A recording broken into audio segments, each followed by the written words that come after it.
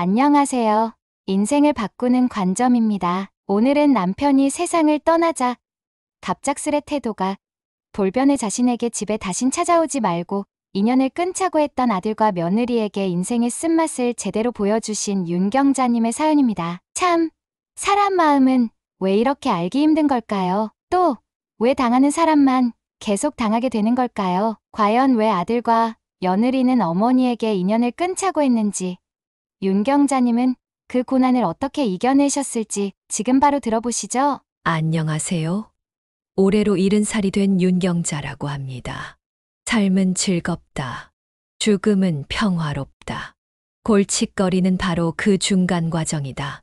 라는 명언, 혹시 알고 계신가요?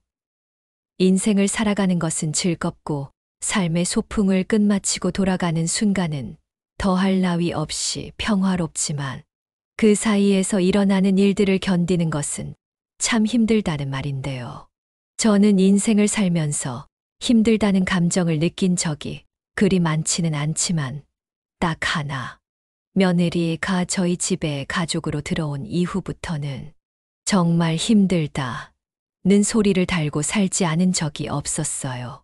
지금부터 며느리가 제게 어떤 행동을 했는지, 또 제가 그 힘든 순간들을 어떻게 견뎌냈는지에 대해 들려드리도록 하겠습니다. 사랑하는 남편과 눈에 넣어도 아프지 않을 외동아들. 저희 가족은 이렇게 세 식구였어요. 저희 남편은 참 자상한 사람이었습니다. 가족끼리 다 같이 식사를 할라치면 앞치마부터 두르고 식탁을 차리는 것까지 도맡아 하던 사람이었지요. 그리고 아들이 결혼을 했을 때에도 저와 함께 거실에서 며느리와 아들이 오기만을 손꼽아 기다렸고 아들 내외가 집에 오면 반갑게 맞아주곤 했습니다. 특히 며느리가 들어올 때면 어서 와, 딸 같은 우리 며느리 하고 환하게 웃어줬습니다. 그 모습이 얼마나 따뜻해 보였는지 몰라요. 사실 저희 집에는 딸이 없었기에 남편이 못내 아쉬워했었습니다. 늦게라도 한 명을 더 낳았어. 야 했다며 항상 아쉬운 이야기를 했었는데 며느리가 들어오니 마냥 딸 같고 사랑스러웠던 모양이었어요. 동네에서도 아주 며느리만 바라보는 시아버지로 소문이 자자할 정도였습니다. 옷을 사러 가도 항상 며느리 옷을 먼저 골라주던 사람이었거든요. 아휴, 이 집 며느리는 완전히 복받았네 그래. 세상에 이런 시아버지가 어디 있어. 며느리 사랑은 시아버지고 사위 사랑은 장모님이라는데 그 말이 꼭 맞네. 이 사람이 딸을 가지고 싶어 했거든요. 그런데 이쁜 며느리가 들어오니까 그게 그렇게 기분이 좋은가 봐요. 사실 며느리는 예뻐할 수밖에 없는 사람이었습니다. 활발하고 애교가 많아 저희 집안의 분위기를 밝게 만들었거든요. 처음 보는데도 구김살 하나 없이 밝게 웃는 모습부터 시작했어. 식사 준비를 도울 때도 옆에 딱 달라붙어서 작은 것 하나라도 도우려는 그 모습이 여간 기특하지 않을 수 없었습니다. 처음에는 고부 갈등이네 뭐네 이런 것들로 문제가 생길까 걱정했었는데 그건 저의 기우일 뿐이었어요. 딱 우리만큼만 사이가 좋았으면 좋겠다 하는 이야기를 귀에 딱쟁이가 앉을 때까지 듣곤 했습니다. 그리고 아들 내외가 신혼집 문제로 고민을 할 때 남편은 고민도 하지 않고 서울 근교의 아파트를 한 채 내줬습니다. 물론 명의는 저희 두 사람 공동 명의로 해두고 아들 내외에게는 따로 이야기를 하지 않은 채로 말이죠. 아버지, 정말 이렇게 해주셔도 괜찮으시겠어요? 그럼 아비가 돼가지고 사랑하는 아들이 집 때문에 고민만 하고 있는 걸 구경만 하고 있으라는 소리냐? 그건 정말 말도 안 되는 거지. 행복하게 살아라. 그거면 됐다. 아버님 감사드려요. 저희가 앞으로 어머님, 아버님께 정말 잘할게요. 세상에 이런 며느리가 어딨나 싶을 정도로요. 우리한테 잘하지 않아도 되니까 아프지 말고 싸우지 말고 너희만 행복하게 잘 지내면 돼. 우리는 그거 하나면 충분하다. 아들과 며느리는 흔쾌히 집을 해준 저희 부부에게 정말 고마워했습니다. 아들이 행복해하는 모습을 보니 부모로서 남편도 저도 무척이나 흐뭇하더라고요. 그 후 아들은 사랑스러운 손자 2명을 낳았습니다. 건강한 아들과 싹싹한 며느리, 눈에 넣어도 아프지 않을 이쁜 손주들까지. 대가족이 부럽지 않을 만큼 행복했습니다. 하지만 행복한 날들은 그렇게 길게 이어지지 않았습니다. 건강하던 남편이 별안간 집에서 쓰러졌거든요. 남편의 진단은 뇌질환이었습니다. 그렇게 남편이 갑작스럽게 뇌질환으로 쓰러지고 난 뒤로 저의 일상도 완전히 달라지게 됐어요. 하루의 절반을 남편 병간호하는 데에만 시간을 다 써야 했고, 제 스스로의 삶을 돌볼 정신 따위는 없었습니다. 아들은 시간이 날 때마다 남편을 찾아왔지만 며느리는 그러지 않았습니다. 항상 시간이 없어서, 야근이 있어서, 출장을 가야 해서, 아이들을 돌봐야 해서 라는 핑계를 대곤 했죠. 처음에는 그래, 며느리도 다 사정이 있겠지. 바쁜 사람을 불러내서 좋을 것 없지 하면서 좋게 생각을 하려고 했는데, 시간이 지나면 지날수록 조금은 괘씸하다는 생각이 들더군요.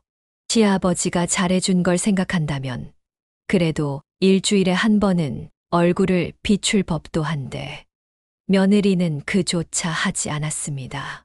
그래서 어느 날 가슴 속에 묻어두었던 불만을 아들에게 터뜨리게 됐어요. 주위 걔는 일 자기 혼자 다 한다니. 어떻게 제 시아버지가 쓰러져서 저러고 있는데 병문안 한 번을 안 온다니. 내가 바쁜 애한테 싫은 소리 하기 싫어서 참고는 있었다만 해도 너무하는구나.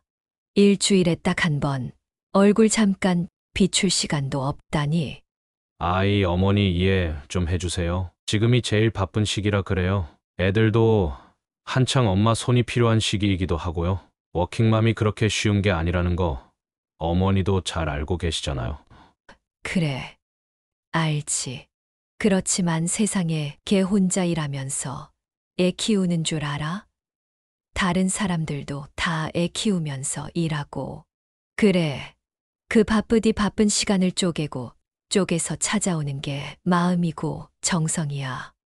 아휴, 그래, 화 내봤자 뭐 하겠니. 머리만 아파지고 사이만 멀어질 뿐이지. 제가 이렇게 싫은 소리를 하고 나서야 며느리는 일주일에 한 번 겨우 남편의 병원에 얼굴을 내비치곤 했습니다. 그마저도 고작 아이들이 찾는다는 이유로 20분 남짓한 시간 자리를 지키다 떠나버리는 게 전부였지만 말이죠. 그래도 서운한 티는 내지 않았습니다. 와주는 게 어디야 싶은 생각이 들기도 했고요. 결국 남편은 병상에서 일어나지 못하고 1년여의 투병 끝에 세상을 떠났습니다. 장례식장에서 저는 정신없이 빈소를 지키고 조문객들을 맞이하느라 제대로 눈물을 흘릴 틈도 없었어요.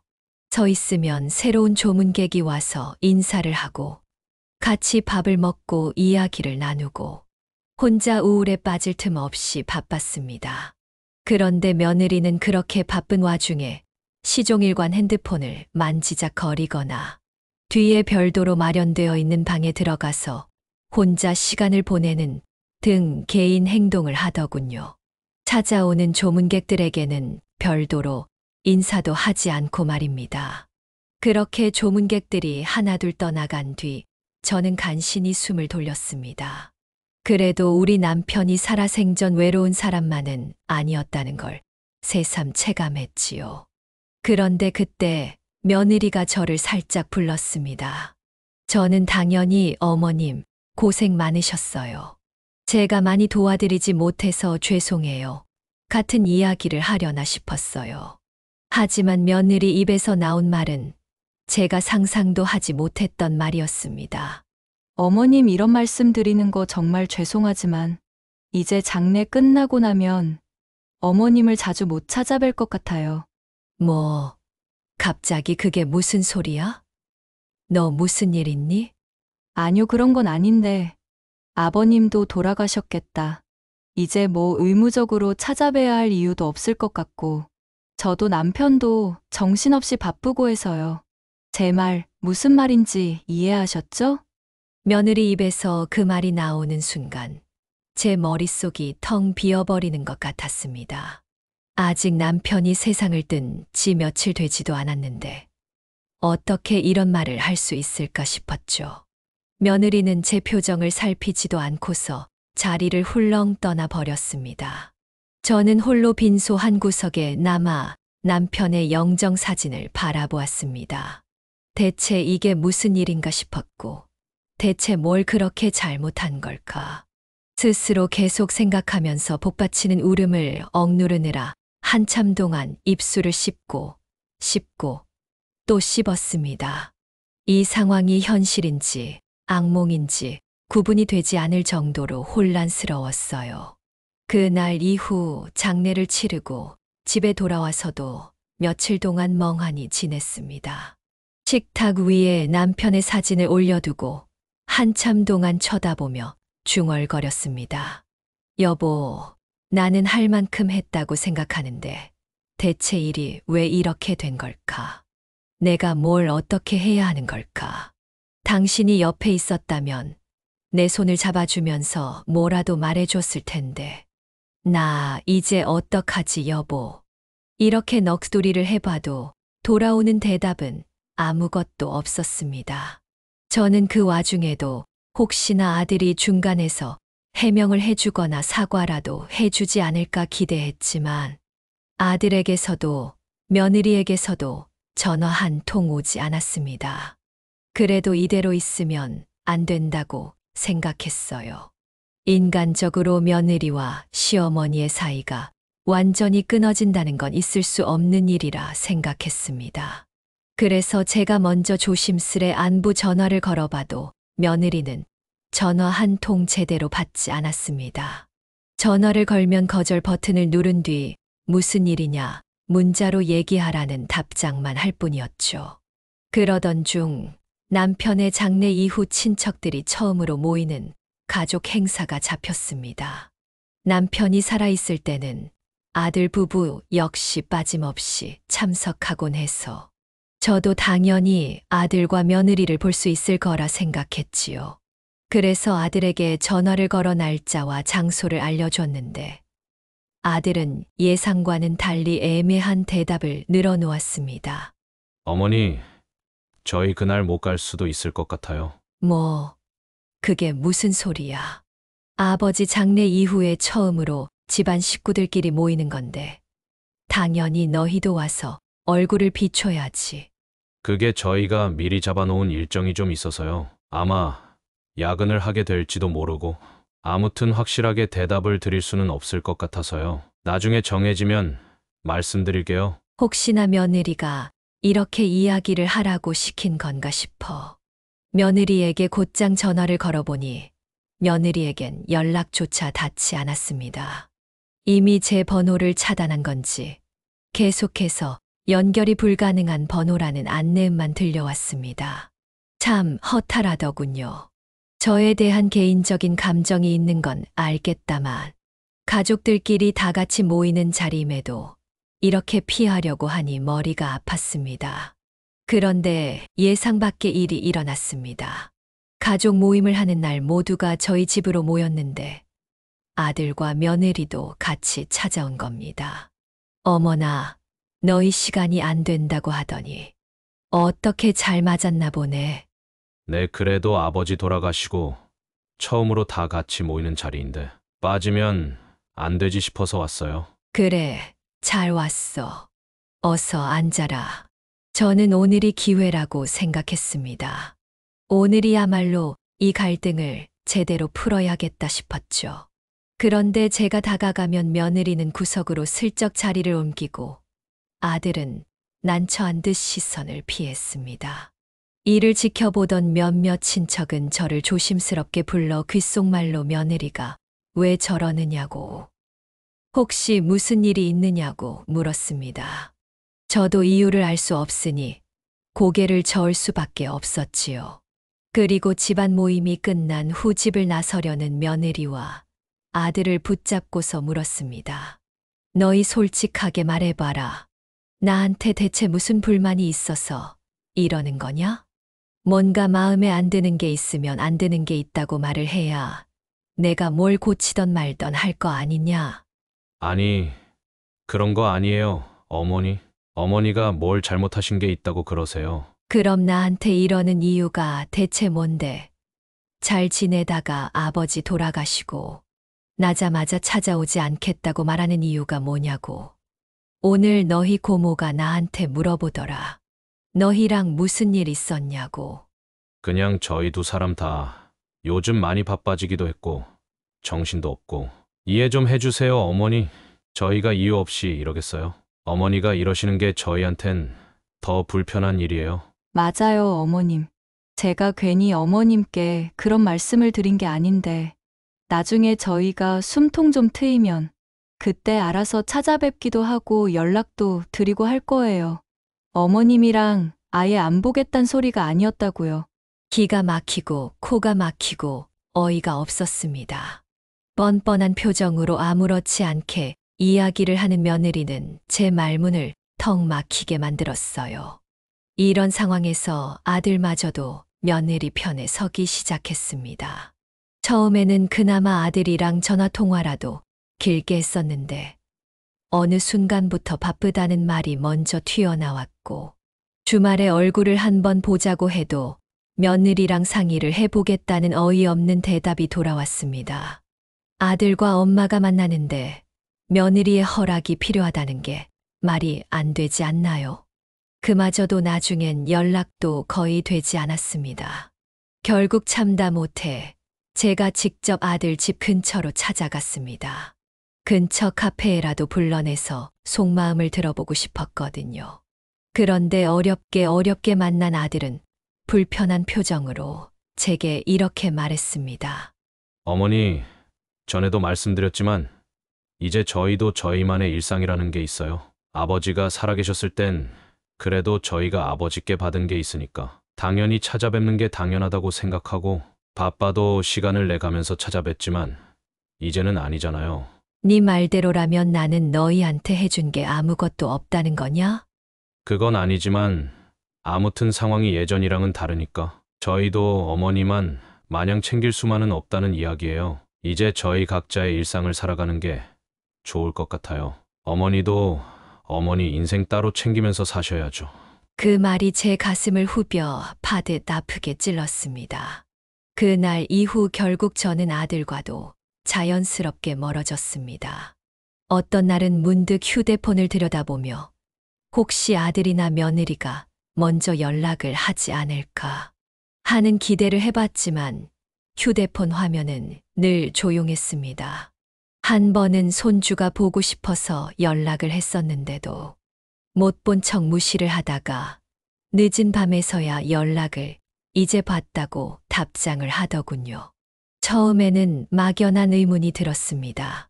아들이나 며느리에게 분노의 감정을 느낀다기보다는 단지 서운함과 황당함이 컸어요. 남편이 살아있을 땐 제게 한없이 예의를 차리던 아이들이 이제 와서 왜 이렇게 날 밀어내는 건지 도무지 이해할 수가 없었습니다. 내가 뭔가를 잘못하고 실수를 했다면 그걸 말해주면 좋을 텐데 그것도 아니니 참 답답해 미칠 노릇이었죠. 몇 번이고 스스로에게 물었습니다. 혹시 내가 아이들에게 뭘 크게 잘못했나? 아니면 아들 부부가 무언가 오해를 했나? 그러나 아무리 곱씹어봐도 아들 내외가 저를 이렇게까지 차갑게 대할 만한 이유는 보이지 않았습니다. 그러다 어느 날 동네에서 우연히 마주친 지인으로부터 충격적인 소식을 들었습니다. 어휴, 언니, 며느리 조심해야겠어. 언니 며느리 생각보다 아주 무서운 사람이더라. 무슨 소리야? 우리 며느리가 무서운 사람이라니? 언니 아들이랑 우리 아들이랑 친구잖아. 우리 아들이 그러는데 언니 아들이랑 며느리가 아주 대놓고 시어머니를 요양시설에 모시고 다닌다는 이야기를 한다더라고. 그래서 우리 아들이 엄마 경자 이모 어떡해요? 이러는 거야. 내가 이 얘기를 언니한테 해줘야 하나 말아야 하나 고민했는데 그래도 언니 아들이랑 며느리가 뒤에서 어떤 이야기를 하고 다니는지 언니도 알고 있어야 할 것 같아서 충격이었습니다. 세상에 저를 요양원으로 보낸다는 이야기를 하고 다닌다니. 믿기지 않는 마음으로 다른 사람들에게도 슬쩍 물어봤더니 아들과 며느리가 여기저기서 꽤 노골적으로 그런 이야기를 하고 있다는 겁니다. 하루라도 빨리 어머니를 좋은 노인 요양 시설로 보내야겠다면서 말이죠. 허탈하기 그지 없었습니다. 10달 동안 품은 내 아들이 며느리와 합세했어. 나를 요양원으로 보낼 거라고 떠벌거리고 다닌다는 사실을 도저히 믿을 수가 없었어요. 이런 상황에서 우연히 서류를 정리할 것이 있어. 확인하게 된 등기부등본과 우연찮게 집으로 날아온 요양원 브로슈어가 결정적으로 제 마음속의 분노를 자극했습니다. 등기부등본에는 여전히 아들의 집이 제 명의로 되어 있는 것을 확인할 수 있었습니다. 이전에 남편이 아들에게 집을 마련해 주면서 공동명의로 잡아놓은 것이 이제는 남편의 부고로 인해 저의 단독명의가 되어버린 것이었죠. 그 사실을 확인하는 순간 제 뇌리에 스치는 생각이 있었습니다. 아들이 내게 등을 돌리려는 판국에 내가 이 집을 그대로 놔둬야 하는 걸까 싶었습니다. 솔직히 어지간하면 그냥 그럴 수도 있지 하며 100번이고 1000번이고 참으며 넘어가겠지만 이제는 그 정도의 선을 넘었다 싶었습니다. 그리고 요양원 브로슈어는 정말 할 말을 잃게 만들었습니다.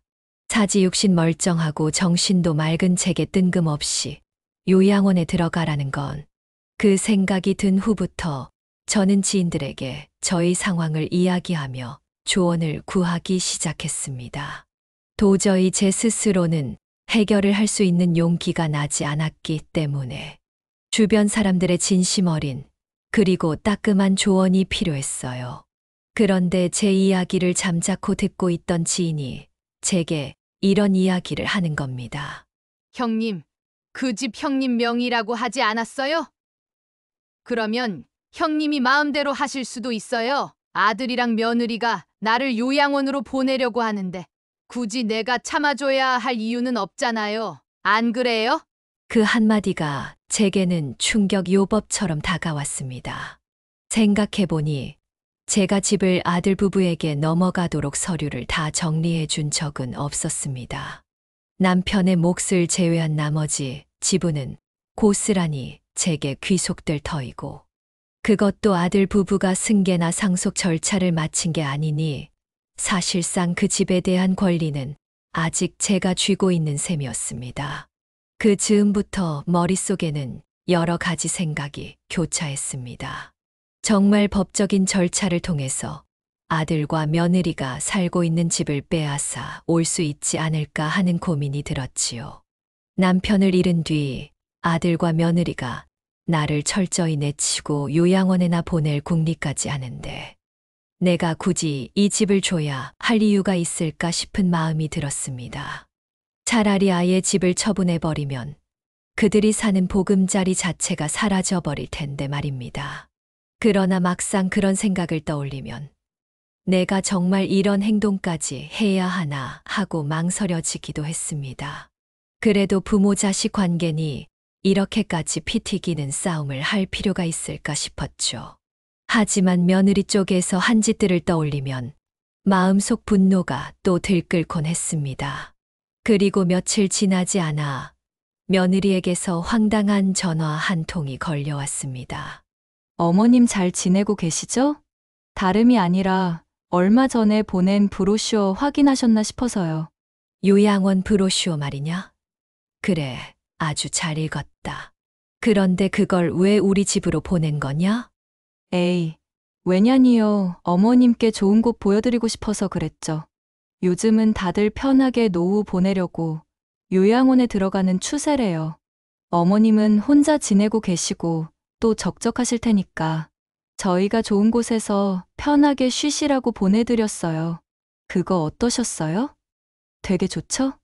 너 지금 나 약 올리는 거냐? 늙은 시엠이 책임지기도 싫으니 그냥 요양원에 들어가라. 이런 말 아니야? 에이, 어머님. 그렇게 받아들이시면 섭하죠. 저희는 다 어머님을 위해서 찾아보고 준비한 건데. 나를 위해서라고. 여태까지 네가 한 짓을 좀 봐라. 내가 전화 거는 것도 싫다고 싹 다 거절하고 받지도 않고 수신 차단까지 해 놓았으면서 난데없이 전화를 걸어서 한다는 말이 뭐 요양원이 어쩌고 어째. 네가 진짜 나를 위한다면 요양원 이야기를 먼저 꺼낼 게 아니라 나한테 전화를 걸어서 안부를 먼저 묻고 해야 하는 게 정상 아니냐? 어머님, 지금 너무 흥분하셔서 대화가 잘 안 될 것 같으니까 전화 끊겠습니다. 나중에 제가 다시 걸게요. 며느리가 전화를 끄는 순간 더 이상 머뭇거릴 필요가 없다는 확신이 들었습니다. 너무도 뻔뻔한 며느리의 이중적인 태도에 가슴 속에서 뜨거운 것이 올라와 크게 폭발할 뻔했지만 꾹 참고 본격적으로 아들과 며느리에게 복수를 할 준비를 했습니다. 전화를 끊고 난 뒤 저는 바로 지인 한 명에게 전화를 걸어 조언을 구했습니다. 그 사람은 과거 가족들끼리 법적 분쟁을 겪은 적이 있어 이런 일을 처리하는 데 있어서 꽤 지식이 풍부했거든요. 언니, 법적으로 가고 싶으면 그냥 변호사 선임부터 먼저 해. 혼자 할 수 있으면 혼자 하고, 법대로 하고 싶으면 변호사 선임하고, 마음만 먹으면 그 아들내미가 살고 있다는 집, 언니 맘대로 팔아치울 수도 있어. 정말 그게 가능해. 아들이랑 며느리가 살고 있는데도. 어차피 집주인은 언니라며?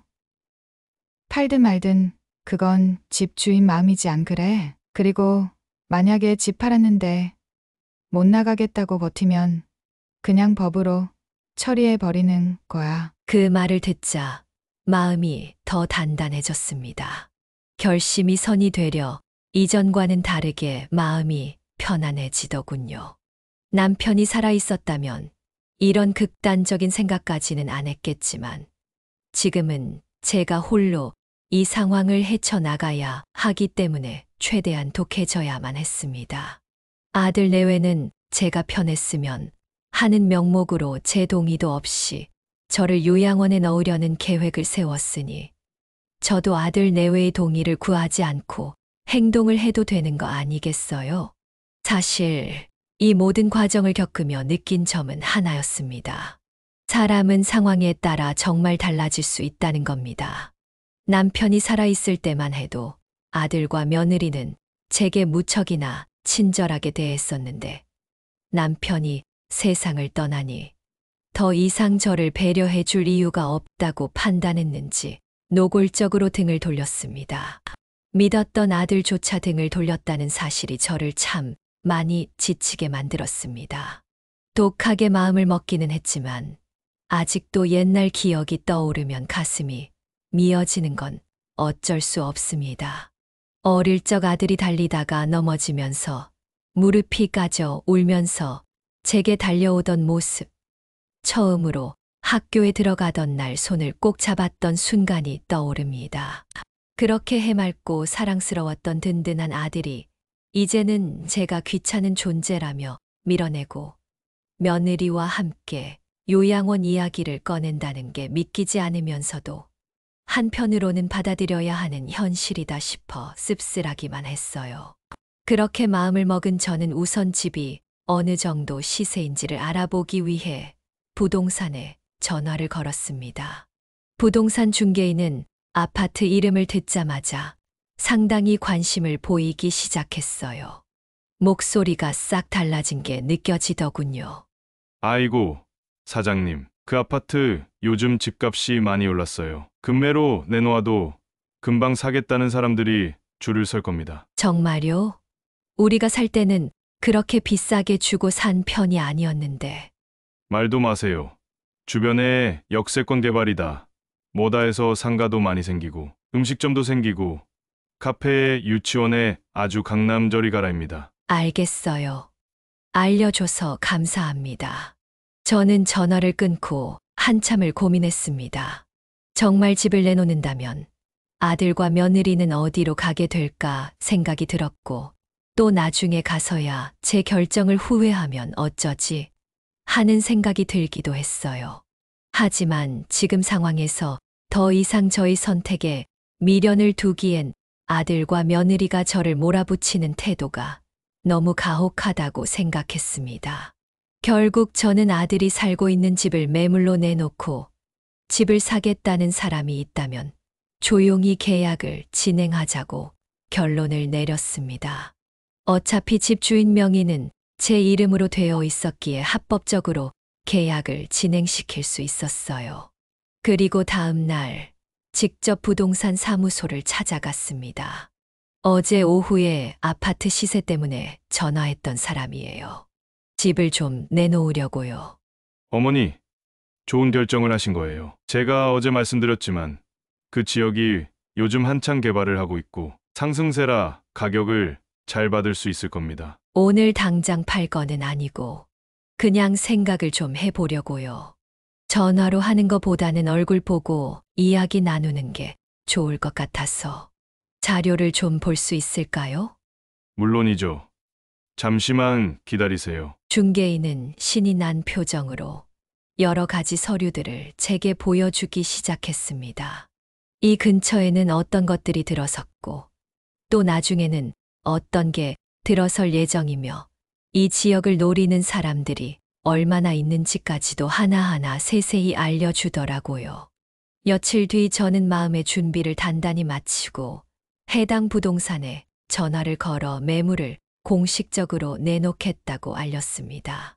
중개인은 도장을 찍자마자 즉시 매수 희망자들을 모으기 시작했어요. 그런데 제가 생각했던 것보다 많은 사람들이 관심을 가져주더군요. 실제로 사겠다고 나서는 사람들은 없었지만 부지도 좋고 나쁘지 않은 조건이라 슬쩍 들여다보는 것 같았습니다. 그리고 얼마 지나지 않아 실제로 매수 희망자가 나타났습니다. 나이가 좀 있는 분이었는데 저희처럼 자식에게 신혼집을 마련해 주려고 찾고 있다고 하더군요. 중개인은 평균적인 시세보다 약간 높은 금액을 제안했는데도 매수자는 개의치 않아 했습니다. 집 상태만 좋다면 이보다 더 높은 금액도 낼 수 있습니다. 상권 발달이 잘 되어 있는 곳을 찾고 있어서요. 특히 어린이집이나 유치원, 근처에 초등학교까지 있는 곳을 찾고 있었는데 여기가 딱이라서. 아이고, 우리 사장님. 통이 아주 크시네. 자, 그럼 어떻게 오늘 바로 계약하시겠어요? 일단 섣불리 계약을 하는 것보다는 집을 한번 구경해 보고 싶은데 아무래도 딸아이가 살 집이니 이것저것 구경도 좀 해보고 싶고 하자가 있는지 없는지 살펴보기도 해야 하고. 천부당 만부당한 말씀이지요. 어머님, 오늘 집 보여주실 수 있으시죠? 사실 저희 가족이 지금 집에 있을 텐데 현재 제 사정 때문에 미리 양해를 구하기 어려우니 가능한 한 조용히 보고 오시겠어요? 아이고, 어머니, 말 못할 사정이 있으시구나. 그쵸? 그러면 우선 가족분들 없는 시간대로 맞춰서 집 한번 보러 가시죠. 결국 중개인과 얘기 끝에 며느리와 아들이 없는 시간에 연락을 주기로 했고 매수 희망자도 그 시간에 맞춰 집을 둘러보기로 했습니다. 저는 이 광경을 지켜보며 정말 이렇게까지 해야 하나 싶어 마음이 복잡했습니다. 하지만 이미 모든 게 엉켜버린 뒤였고 어쩌면 이게 최선의 선택일 수 있겠다 싶었어요. 며칠 후 실제로 아들과 며느리가 없는 시간대에 저는 집을 찾아갔습니다. 도어락의 경우 여분의 카드키를 제가 들고 있었기 때문에 비밀번호를 물어보지 않아도 문을 여는 것이 가능했어요. 매수 희망자는 집을 한 바퀴 빙 둘러보고 벽을 두드려도 보고 이것저것 하자가 있는지를 살펴보더니 아주 만족스러운 표정을 지었습니다. 제가 생각했던 것보다 더 집 상태가 괜찮네요. 아주 마음에 듭니다. 바로 계약하고자 하는데 괜찮으실까요? 당연히 괜찮죠. 어머님, 바로 계약하실 거죠? 네, 그런데 우선 오늘은 제가 아무것도 안 가지고 와서요. 내일 다시 만나서 이야기 나누시죠. 그렇게 집을 보고 온 날 고민에 빠졌습니다. 당장이라도 계약서에 도장을 찍고 집을 팔아 넘겨버리고 싶지만 마음 한켠에는 계속 찝찝함이 맴돌더군요. 그래서 저는 매수인과 잔금일까지 한 달 정도 시간을 두기로 합의를 했고 그 사이에 아들과 며느리에게 어떻게 통보할지 고민했습니다. 그리고 어느 날 저녁 무렵 아들에게 직접 전화를 걸었습니다. 며칠 전까지만 해도 전화가 닿지 않았는데 이번에는 운 좋게 아들이 전화를 받더군요. 잠깐 시간 괜찮니? 너랑 할 이야기가 있는데. 왜요? 어머니 저 지금 일하느라 바쁜데. 용건만 말씀해 주세요. 그래. 네가 용건만 말하라니까 간단하게 용건만 딱 말해주마. 니들이 살고 있는 집 내가 팔기로 했어. 이미 계약도 했고 잔금 치를 일만 남았어. 뭐라고요?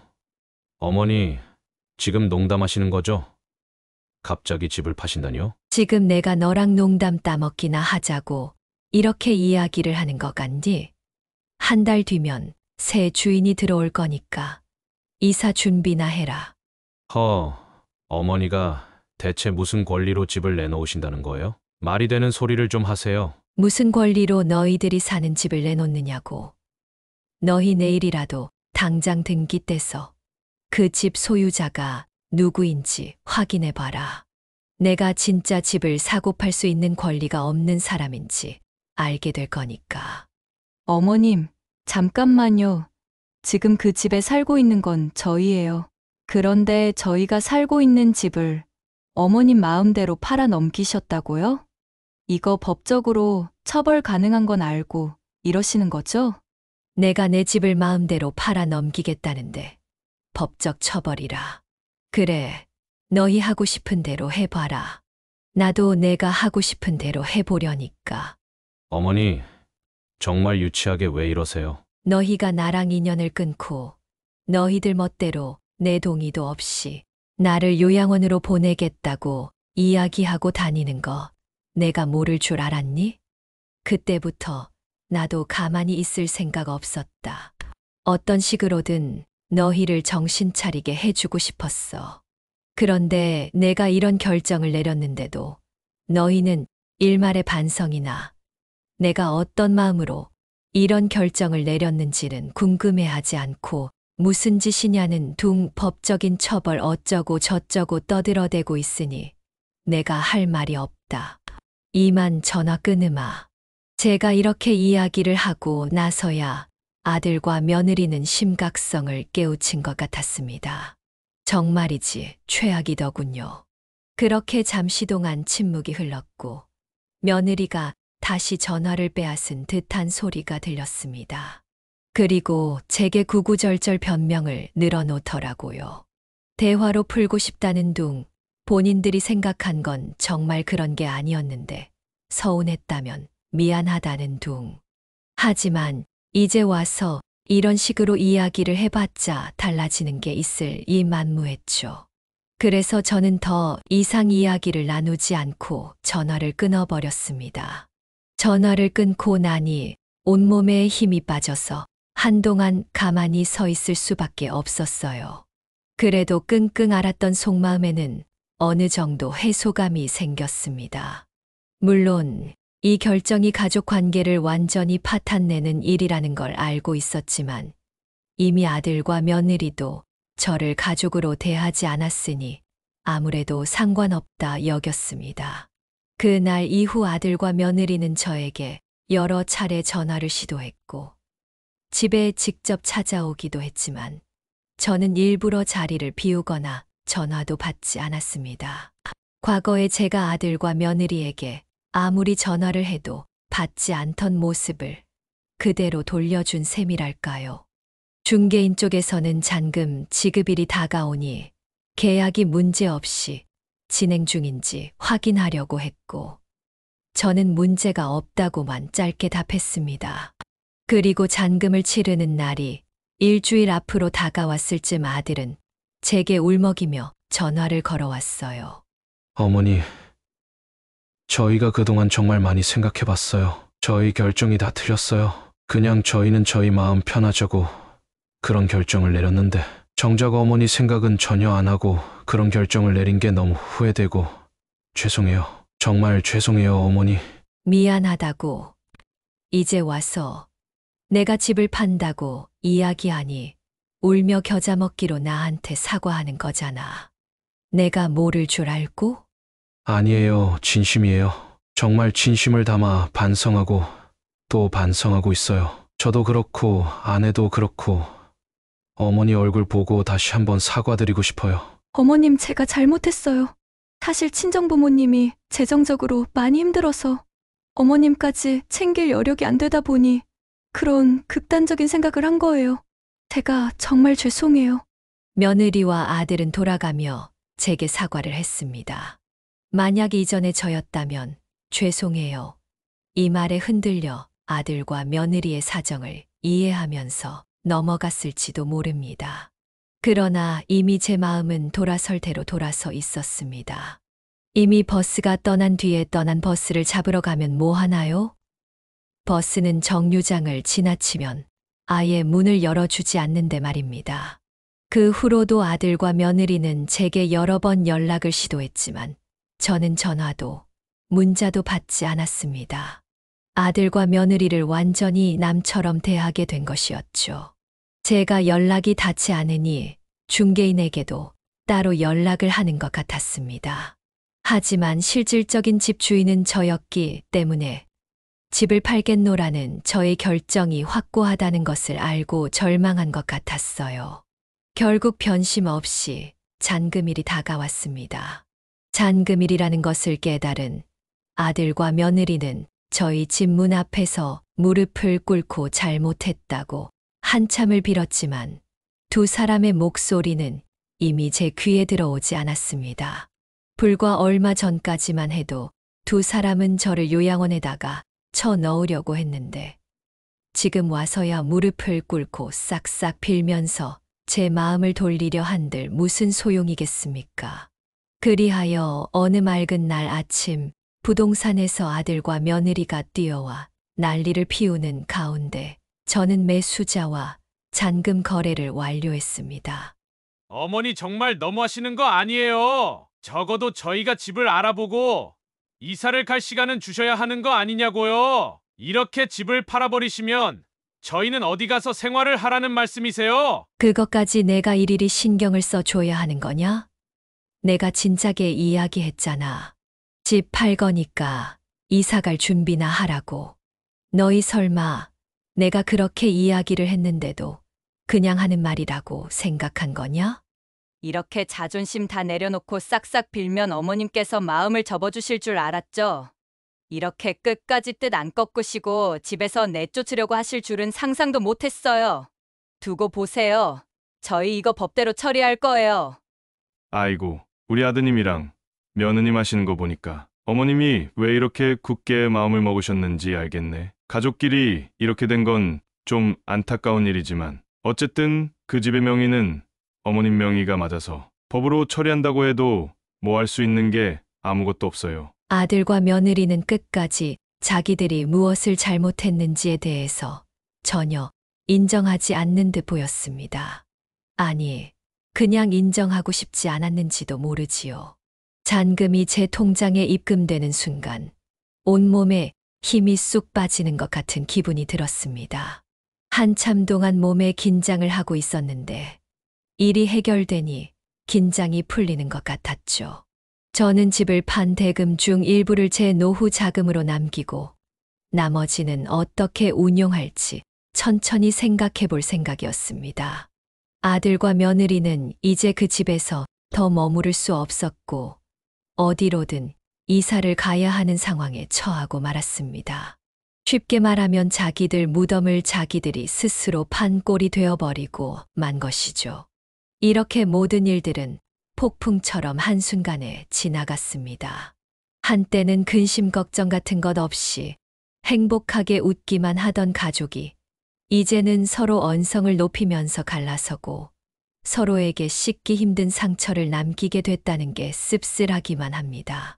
그렇지만 저는 오히려 이 과정을 통해 내가 얼마나 스스로를 지켜낼 수 있는가를 확인했습니다. 남편이 없다고 해서 제가 무조건 약자가 되라는 법은 없지 않습니까? 물론 마음이 완전히 편안하지는 않습니다. 아들, 그리고 금쪽 같은 손주들을 생각하면 여전히 가슴 한 구석이 시린 것도 사실입니다.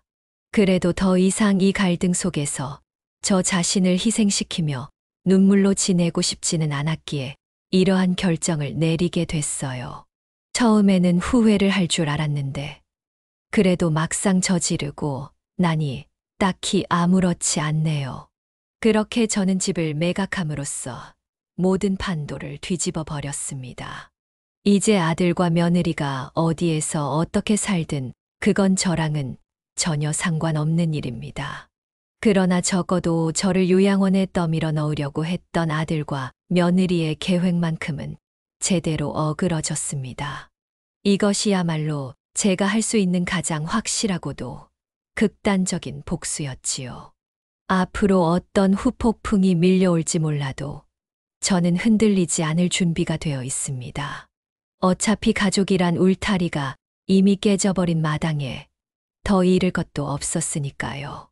그날 이후 아들과 며느리는 제 결정을 뒤집어 엎기 위해 제게 계속해서 연락을 해왔습니다. 나오지도 않는 사과를 억지로 쥐어짜내가면서 말이죠. 어머니 지금이라도 늦지 않았어요. 저희 집 매수한 분한테 찾아가셔서 그냥 집 안 팔겠다고 하세요. 마음이 바뀌었다고? 그러면 다 없던 일로 만들 수 있어요. 그래요, 어머님. 저희가 몇 번이고 생각을 해봤는데 어머님 결정은 너무 과한 결정인 것 같아요. 아무리 저희가 어머님께 안 좋게 행동을 했다고 하더라도 아들이랑 며느리잖아요. 그리고 저희 애들도 있잖아요, 어머님. 애들을 제일 먼저 생각해 주셔야죠. 그래, 나도 우리 손주들만 생각하면 내가 내린 결정들 다 뒤집어 엎어버리고 싶어. 그런데도 너희 얼굴만 떠올리면 도저히 용서가 되질 않는다. 내가 얼마나 상처를 받았을지, 또 얼마나 힘들었을지 너희는 단 한 번이라도 생각해 봤니? 그럼 어머님은 저희 마음이 어땠을지 한 번이라도 신경 써 보셨어요? 어떻게 아들, 며느리 몰래 집을 팔 생각을 하세요? 내가 말했잖아. 너희가 한 짓의 사이즈만큼 난 되돌려준 것뿐이라고. 이제 너희가 나한테 무슨 짓을 했는지 어느 정도 상황 파악도 되고 정신도 드는 모양인데 나는 너희 용서해 줄 생각 없다. 그러니까 울고불고 짜는 소리 그만하고 전화 끊어라. 이렇게 단호히 말하고 나니 아들과 며느리는 더 이상 할 말이 없었는지 전화를 끊어버렸습니다. 얼마 뒤 아들과 며느리는 전세나 월세를 알아보느라 분주히 뛰어다닌다는 이야기를 들었습니다. 애초에 이 주변은 집값이 꽤 많이 올랐다 보니 이사 갈 곳을 구하기가 쉽지 않았던 모양이더라고요. 가격을 어찌저찌 조절을 해보려고 했지만 조건에 맞는 집이 없어서 결국 월세방으로 가게 됐다고 합니다. 저는 그 소식을 전해 들으며 한편으론 씁쓸하면서도 한편으론 통쾌함을 느꼈습니다. 아들과 며느리가 완전히 난리를 치는 동안 저는 차분히 저의 새로운 생활을 준비했습니다. 남편이 남기고 떠난 유산과 함께 집을 팔아 받은 돈 중 일부를 노후 자금으로 확보해뒀고 나머지는 제게 필요하거나 관심 있던 분야에 조금씩 투자해 보기로 마음먹었습니다. 이제야 나 스스로를 위한 시간을 보낼 수 있다는 생각에 가슴이 두근거리기도 했어요. 손주들 생각이 전혀 안 난 건 아니었습니다. 그러나 며느리가 이전에 보여준 태도를 돌이켜보면 제가 마음을 바꾼다고 하더라도 손주들을 마음 놓고 자주 만날 수 있으리란 기대를 할 수가 없었습니다. 혹시 아나요? 악어의 눈물에 속아서 용서를 해줬다가 또 뒤통수를 맞을지. 오히려 저는 미련을 두지 않으려 스스로 마음을 정리했습니다. 그리고 며칠 후 아들에게서 전화가 걸려왔어요. 어머니, 저희 집 구했어요. 비록 월세긴 하지만 내 식구끼리 잘 살아보려고 합니다. 그런데 앞으로는 저희가 어떻게 해야 할지 도저히 모르겠어요. 어떻게 해야 어머니 기분이 조금이라도 풀릴 수 있을지 말씀해 주시면 너무 감사할 것 같아요. 굳이 내 화를 풀어주려고 노력하지 않아도 된다. 너희가 전에 이야기했지. 너희는 너희의 길을 가고 나는 내 스스로의 길을 가면 된다고. 앞으로는 그렇게 좀 살아보려고 한다. 그러니 나한테 더 이상 연락하지 말거라. 저는 아들에게 이렇게 이야기를 한 다음 당분간 문자고 전화고 그 어떤 연락도 받지 않기 위해서 아들과 며느리의 번호를 차단했습니다. 남편이 떠난 뒤 고립되어 느꼈던 외로움, 요양원으로 내쫓으려 했던 사실을 들었을 때의 분노, 그리고 집 매매 과정에서조차 보인 그들의 태도를 생각하면 쉽사리 용서가 되지 않았습니다. 그렇게 시간이 흐르면서 저는 오히려 홀가분한 상태가 되어갔습니다. 과거에는 아들과 며느리가 제 전부라는 듯 애쓰며 살았지만 지금은 저 자신을 돌보는데 집중할 수 있게 되었으니까요. 예전부터 마음에 두었던 취미 생활도 본격적으로 해보고 주변 지인들과 그동안 한 번도 가보지 못했던 여행 계획도 세우고 있습니다. 저는 스스로를 지키고자 했던 제 판단을 최대한 긍정적으로 받아들이고 있습니다. 내가 아니면 저를 지켜줄 사람이 없다는 걸 알았고, 다시는 누구에게도 휘둘리지 않겠다는 강인함을 얻었다는 것만으로도 충분한 가치가 있다고 생각합니다. 아들과 며느리는 자신들의 행동을 늦게나마 후회할지 모르지만 이미 물은 엎질러졌습니다. 왜 그런 말이 있잖아요. 깨진 그릇은 붙일 수 없다고. 이미 저희의 관계는 깨진 그릇과 다를 바가 없었습니다. 지금은 서로가 각자의 길을 가지만 언젠가 정말 진심 어린 후회와 반성이 있다면 그때 다시 저희의 관계 개선을 조금씩 생각해 볼 수도 있겠죠. 그러나 당장은 그럴 여지도 없어 보입니다.